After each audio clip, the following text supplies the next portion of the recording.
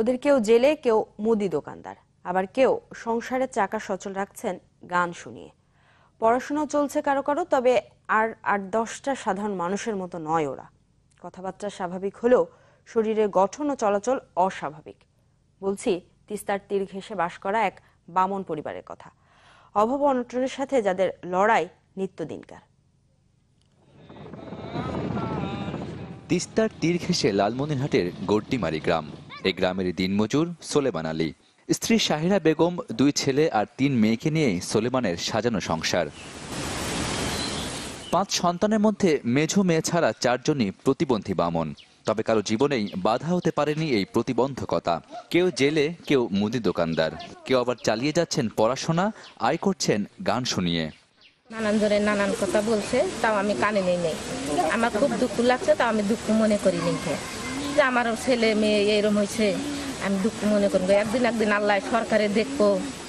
সোলেমান আলীর বড় মেয়ে ফরিদা আক্তার, প্রতিবন্ধী হওয়ার কারণে বিয়ে হয়নি তার। তবে কারো বোঝা হয়ে থাকেননি। বেসরকারি এক সংস্থা থেকে ঋণ নিয়ে স্থানীয় বাজারে দিয়েছেন মুদির দোকান।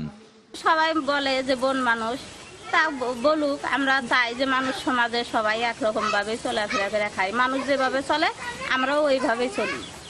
তিস্তায় মাছ ধরে কোনো মতে সংসার চালাচ্ছেন ছেলে শাহ আলম হাবিল।